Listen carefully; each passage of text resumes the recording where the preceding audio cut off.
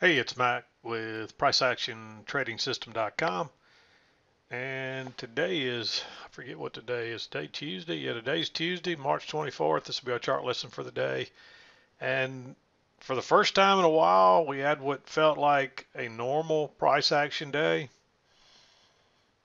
The market was not too crazy today. Had a nice rally. It was very orderly. That's the best way I know to describe it is the market's orderly. It's not the 100 points up, 100 points down, 200 back up, 100 down, 200 up, whatever, 200 down, no limit locks or anything like that today. So maybe maybe we'll get a few days here of what I would call much more normal price action. This was very easy to read today. You had a two-tiered channel working up. You got a break, a new high, and this happens a lot on rally days. This is way too steep. A good healthy trend is about 45-degree angle. This one's way too steep. And what you'll see is this trend line will play out, or it'll just kind of fold over and you'll go into a less steeper trend. This one's not quite 45 degrees. This is a little flatter. But we had a pretty good rally, so it didn't surprise me that you would flatten out a little bit. It's still a nice, easy to find two-tiered channel. Notice you got the overshoot, two-legged correction, and then took off again. And really, I didn't even mark this one, but I probably would look for a measured move on this too. There's first leg, and then it starts back again right here. And you can see that would have kept you in that right into the close. And there's multiple. The first one this morning, this was your first leg right there. And it started up right there. And of course, I put the line right there to show you so I know where my target was. And you can see we hit that to the, I mean, I'm going to say we hit it to the tick, but let me back out before I tell you a story there. Oh, we missed it by a tick or so there. But I may not have I'm so far out I may not even have the line exactly right, but it looks like I do. And yeah, that's where I marked it. And you can see that would have been a great target. That's why I always exit a few ticks. You don't want to, if you try to get it to the tick, sometimes it'll overshoot it, sometimes it'll undershoot it a tick or two, but it'll get you in the right vicinity. I mean, that's pretty dang close. Uh, Close enough for what we're doing here. Then you had your other one. This was your first leg up right there, and there's actually two legs in this. Notice this first one, then you correct it, and then another one. But I would measure this one, and then from right here, I got you up to here. And see that one we went a little further, but we were trying to hit the bigger picture target. And then of course when you came down, here's your first leg down, and then we started lower from right there, and basically a perfect measured move again. I mean, these give you great targets. Use these things, and the smaller you get in here, a lot of times the more accurate they are. So keep that in mind. Just like right here. That's your first leg up, and so when we started up from there, here's your target, and you can see it puts you right to the top of the channel, and that's about where we went to. We might have got a couple of extra ticks out of that one too. So use those targets. They're very beneficial. They work. Market geometry is very real. If anybody tells you it's not, just show them some of this stuff. I show this every day, and I got students that show it to me now. I got so I know they're finding it too. Gentleman sent me this one and maybe the one coming down here, and he was talking about how accurate the targets were, and it works. So use them. They're very helpful. And you see this shoot up here, and then it starts correction. You think, well, we're not gonna get there, and lo and behold, we still get there, almost to the tick. So it helps keep you in a trade. Personally, I wouldn't ride this out? And I'm getting that question a lot lately too, and we'll talk about that real quickly. Personally, I wouldn't ride this out. I'm going to exit and look for a new entry in here, and then try to get back on board. But that's me. And a lot of people ask me, how do I handle my runners, my stops on my runners? When do I know to get out? How do I, this is when it starts correcting like that. I can't stand to watch. I mean, let me just let me get in here on this so we can talk a little bit more about it. But this move here is basically, I'd call that 2378 down to 2340. So that's a 40-point move almost. I'm not going to sit there and give 40 points back to try to get, oops. You'll always know I never grab the right spot. I'm not going to give 40 points back to try to get this piece from right here to here. I mean, it's not worth riding out 40 points. So I'm gonna exit personally. Being that far away from the EMA starting back, there's a good chance you're going to have a nice little correction right there. So I'm probably going to exit that pretty quickly, and then I'll wait for a new entry and jump back in if I haven't hit my target already. So most of you know, if you've been around, I have a daily target. I don't take a X number of trades or this or that. I have a target. If I hit it in one trade or 3 trades or 4 trades, whatever it takes, when I hit my target, I'm done. And unless the market's just going nuts and it's trending extremely straight up or extremely straight down, it's one of those easy days. Some of those days I might take a couple extra trades. But there are some days too where I catch a nice runner and I might spend a few hours managing that runner. So depending on how the market's acting, but as I just showed you, I'm not going to watch prices come back strongly and take most of my money back. And where I was originally going with that is how you manage your runners. And the reason I don't talk about them a whole lot more or more about the entries and stuff is because a lot of it's based on your personality. One thing that you have to understand about trading, and I know you've heard me talk about it a lot, is the psychological part of this. You have to feel comfortable. If you're nervous or worried or greedy or any of those emotions show up, you're going to struggle. You're going to have problems. And you got to learn to be a robot when you trade. And so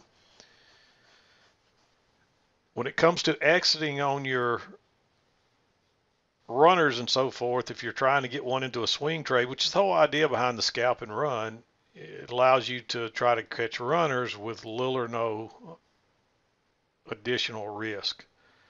So keep that in mind. So, but at the same time, when you're managing those runners, to do a good job with them, you have to manage them in a way that you're comfortable with. Me, I'm not comfortable riding out a 40-point correction to try to get 60 points or however many extras up here to our target, or 70 points. I'm not going to give up 40 points to try to make 80. I'm going to exit and look for a new entry. But that's my personality. I can't stand to see money in here and just sit there and watch it evaporate, because sometimes these don't come back and sometimes they don't continue on. They just reverse and go the other way. And next thing you know, you had 40 points here on a runner that you gave all back plus some and took a loss on. And so my style doesn't, I just can't do that. Where and part of the reason is because I'm good at finding the entries and jumping in and jumping out with quick scalps. But other people are not so good at finding those entries, or they're not as comfortable jumping in and out. They like to get in a trade, they like to get a little profit, and they like to manage that trade. And if that's you, then you're not going to like to manage your stop the same way I'm going to manage mine. So again, a lot of it has to do with what we're comfortable with, because we have to be comfortable to trade well and to be profitable. If you're, anytime you allow emotions to come in, you're nervous, you're greedy, you're scared, you're overeager, you're mad. Uh, all that's going to show up in your trading. And trading will tell you a lot about yourself.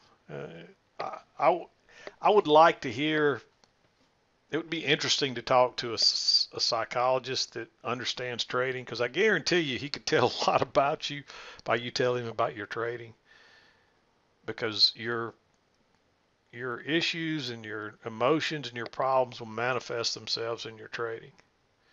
And I know that may sound corny, that may sound odd. I don't even know what the right word I'm searching for there is, uh, but it's very true. So just remember that it's, I always tell people, if you come in and you have a quick loser, or especially two losers in a row, at the very least get up and go take a 15 or 20-minute break, because you'd be shocked at how much better you'll see things and how much more relaxed you'll be when you come back. I mean, you'll be, but if you stay here after having a loss or two in a row, next thing you know, you're trying to get back at the market, you're mad, you're anxious, you want to get it back, and the next thing you know, you've had two or three more losers. But if you'll get up and walk away, regather your wits, just walk away from it a few minutes, 15, 20 minutes, and don't look at the chart, don't think about it, get your mind off of it, go walk around the block, go play with your kids, whatever you do in your spare time, go do it for a few minutes, then come back down, sit down and look at it fresh again, and then suddenly the chart will open up and you'll say, oh gosh, here, the trend's up and I've been trying to go short the whole time, or wow, there's a big range there and I didn't notice it, and I'm trying to trade a trend and no wonder it keeps reversing back and forth on me. But try it. Just, anytime you're having issues, losers, or just not feeling good or not feeling comfortable, just get up and walk away a minute. You'll be shocked at how much different the chart will often look when you walk away for a little bit and then come back. So that's some of the best advice I can give people, especially on the emotional part of it. And I didn't even intend to really get into the emotional part of it. Sometimes these things just manifest when we're doing these videos, and usually when that happens, something I start talking about out of the blue, it never fails. Somebody will send me an email afterwards and say, you were talking directly to me, and I felt like you knew my mind, you were reading my mind, and you were talking directly to me. So it's interesting how that stuff works out. But anyway, notice the red circles today. I marked a few things here, and this is a question that comes up, so I thought I would talk about this a little bit today. I got a couple of different emails today. One trader says, hey, I couldn't find any good trades today. No good setups. And if you found these trends, there's plenty of good setups here. I didn't mark these that I marked are not necessarily because they're good setups. I marked them because of the way the signal bar is. I want to talk about that in a minute. But there's lots of good trades here today. So if you struggled to find some good setups, then you probably weren't seeing the big picture. You weren't reading the chart exactly right. And a lot of times these come from new guys, and they're just inexperienced. They're not good at finding these trends or the setups or anything. Most of them are just scanning constantly and looking for second entries, and few things they can remember from reading the manual, and they're still a long way off. And don't take that the wrong way, because everybody starts at the bottom and you work your way up, and it takes a while. So, but the reason I marked these is because I want to talk about the type of entry. One of the traders asked me about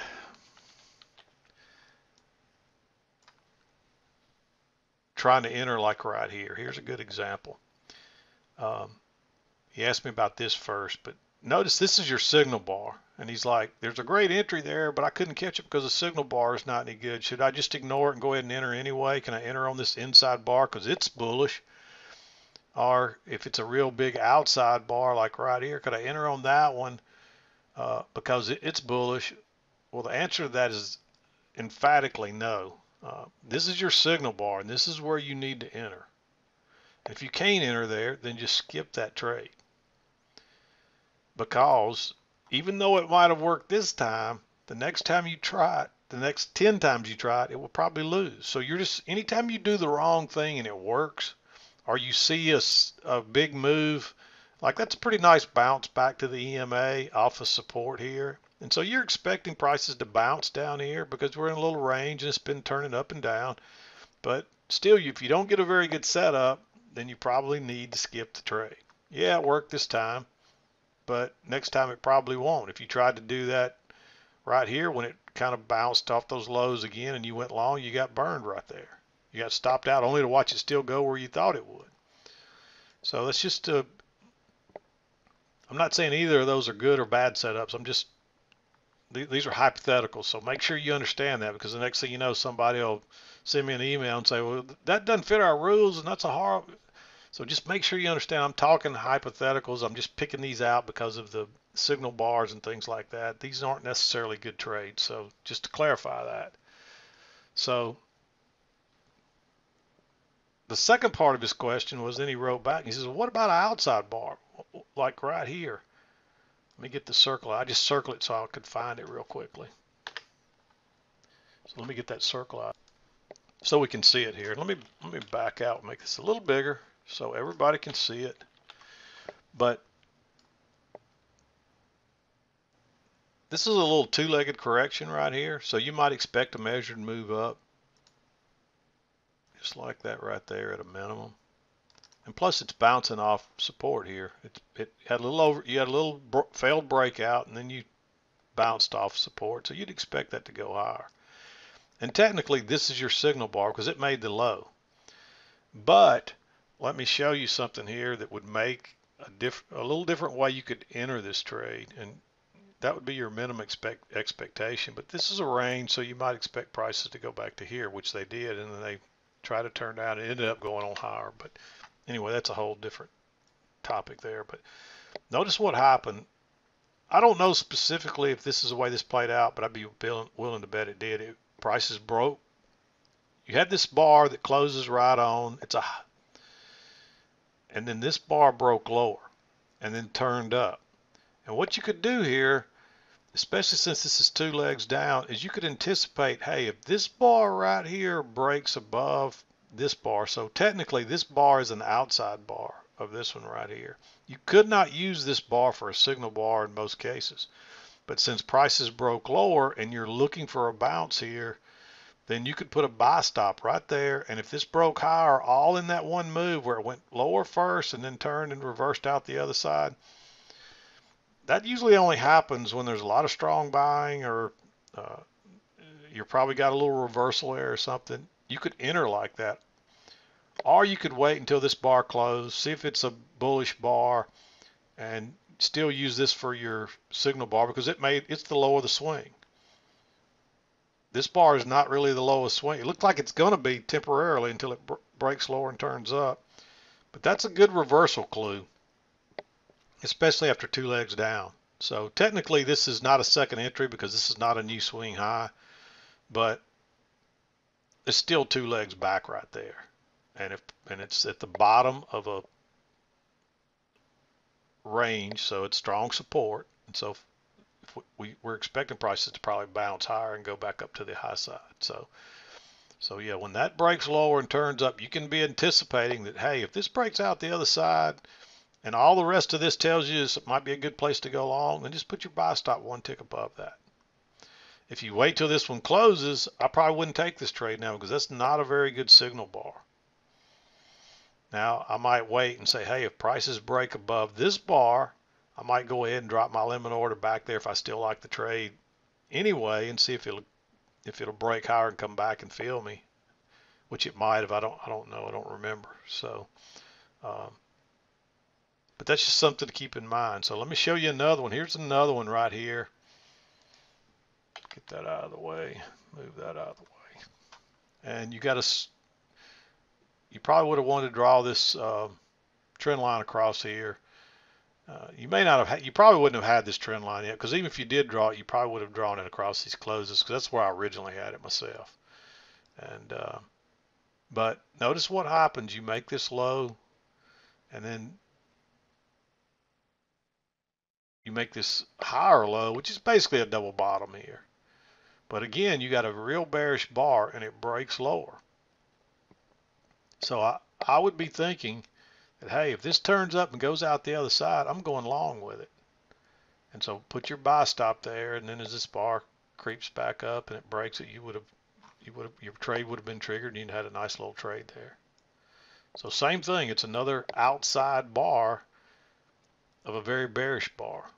And actually on this case, this is a little close to the EMA, so I'm not as crazy about it, but this was a little smaller bar, and if these two bars were smaller and you still had a little room in there, and you might take it anyway if you see the trend line and everything's kind of fitting, which it would have by that time. You might put a buy stop just above this bar, but definitely if you got enough room to scalp out before that EMA, if you didn't enter already and this one closed and it's nice and bullish, you could probably just put you a buy stop right there.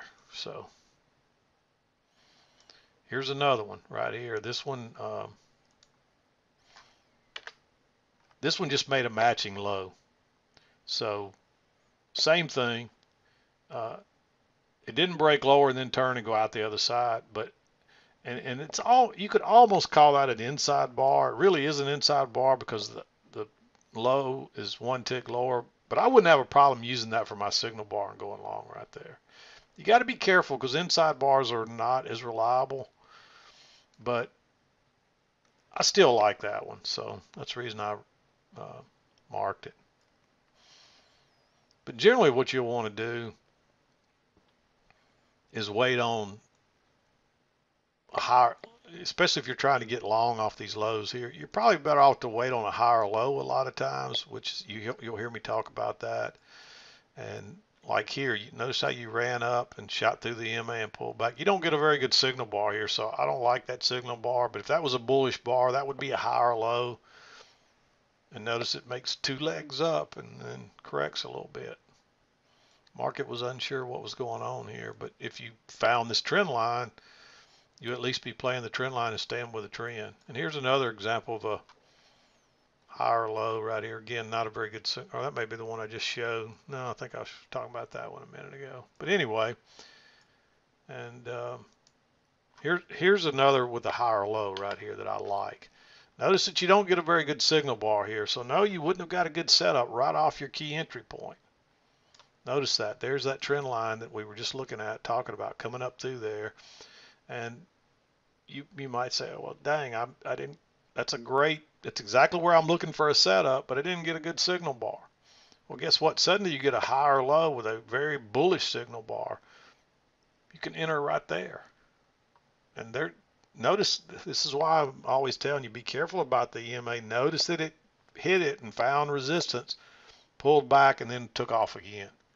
But here's another outside bar. It broke lower, turned, and went out the other side. That's a little bit of a reversal pattern. I generally like to see this on the other side of the EMA, but this still is working to the other side of the EMA. It actually closes right there. You could have just put a buy stop one tick above this bar, but since it broke lower and turned and went out the other side, I wouldn't have a problem with you really having a buy stop right there because you're looking for prices to go longer off this trend line. And then from there, it kind of took on off and took off. So I think I marked another one up here. It's another outside bar. And this is really just a little trading range. This is real tight and small, so I call this congestion. But all congestion is a real tiny trading range.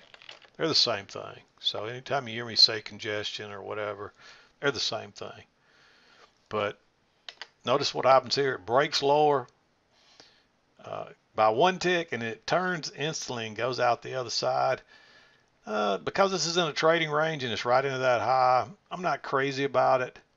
But we still don't have that measured move. We still haven't really got to the high of this trend channel line here. So you may take that trade because it traps people to the short side. And if it's got enough momentum to go out the other side of this bar, then there's something going on there. You notice it still took a little bit. I mean, that's not a great example. I just picked it because of the way the bar did. But if I like entering that way. If you like the rest of the setup, well, honestly, I really don't like the rest of the setup there. But there's lots of good trades in here. Here's a good example of a reversal here. notice that we overshot our trend channel. So we're probably going to reverse here pretty quickly and trade back down to the other side, at least back to the midline, probably to the other side. And if it's an overshoot, we may get a reversal or at least a nice size correction. So we're looking for a reversal pattern up here. Well, notice what happens. Notice how we made this new high, and plus that was your measured move up there that we just missed by a couple of ticks on probably a 50 to 70 point target. So that's pretty dang close. So we might reverse right there. But notice how it shoots down right through the EMA, pulls back, gives you a second oops. I didn't mean to do that. Gives you a second entry short, moves on down, comes back, confirms that trend line right there. Gives you and if it breaks lower right here, that's going to be a failed second entry short or long. And you're looking for a reversal. And notice how when it came back, it not only tested the EMA, it tests the top of this trend channel. And that's generally what it does when it moves through support and resistance. That's a great reversal pattern right there. Nice bearish bar. It's got one little green tick or something there, but that's still a bearish bar. And you didn't get a runner on that one, but still a quick, easy move. Comes back. Now you don't really get a setup there. That's a very neutral bar. You know, even though it takes off, I'm not taking that trade. And then comes back to the trend line again. Now here's a great example of another outside bar. It broke up, turned down, went out the other side. I wouldn't have any problem going short right there. Even though that's a bullish bar, the way this played out with it breaking higher first, earlier we were talking about it breaking lower first. Now we're going the other direction. It broke higher first and went out the other side. Just anticipate when it starts working down. Hey, if it goes out the other side, I'm going short. I'm going to go ahead and put a sell stop right there. That's a key entry point where you're expecting a big move. And by being ahead of the game there, you may even catch a runner. This one backed up pretty good here, so you may not have got a runner on that one, but it's still a great entry. Quick, easy scalp. And depending on how you play your runner, if you kept your stop at break even, you probably wouldn't get a runner there. Then you get another pull back here, and you close outside, but notice right here, there's a new low. You get a first entry short, and you come up right here when it breaks lower. And even though that looks like a doji, it's mostly bearish. It's closing almost on its low. There's a lot of stem to the upside. That's a bearish enough bar. Go short right there. There's you another nice quick entry. Lower high right there. Since we had this overshoot, and we've already overshot the trend line right here, when this is another outside bar. It broke higher first. Trap, everybody trying to get long off the key entry point. They don't realize you had an overshoot here. And it fails and turns down. I wouldn't have any problem going short right there. And it didn't go very far, but it still was an easy scalp. I don't think I would wait and go short at the bottom of that one because you don't have much room left there. But just when it broke higher and went by, then you do have enough room to get out. And notice, and this is why I always preach this, it didn't go much further, and then it bounced. And it ends up taking off again. But you wouldn't have got to, you got to be careful there. And that's another thing too. Since it was right in that trend line, you might expect it to do something like that. But that still was a pretty good setup right there. I'd probably take. Just depends on how my day was going. But notice this one. Here's another one where you got a little bit of congestion or a little small, tight trading range. And this is another good example of how prices come back and retest areas. Notice what happens here. We broke out. It almost always fails, even if it's going lower, and that's exactly what happens here. It fails and comes back. It retests that former support. It acts as resistance, and it turns right back down again. And that would be a great place to go short right there. And look at it go. And you would have probably got a runner on that one. And then you know to measure that target. And you know that target's going to be way down here, and you might take that one trade and turn it into, just see. You got short there. You'd have got short. Just say we'll just call it 23.88, and I probably would have exited a point or so ahead of that. Let's just call it 23.51. You might could have got more than that. I mean, that's 30 plus points on one runner. No, knowing where the target was going to be, and this one reverses basically to the tick. So anyway, another 30 minutes worth there. I'm going to wrap it up. I hope that was helpful to you today. For those of you, the gentleman that told me he was having a hard time finding entries, they're there. You just probably need a little more experience. And your chart your signal bars might have been a little different. You may not have found the trend lines. Although if you're a member of our premium section, you can see the mid-morning chart. I had both of these I had this one and this one already on there for you. So I found them, I would have showed it to you so you would have had it. Now you would have had to find the rest of this on your own, but you would have at least had these two on your chart because they were already there this morning early. But anyway, I hope you had a good day. I hope for those of you that are new to this, that have only been around really since the crazy volatility, this is more what a normal day feels like.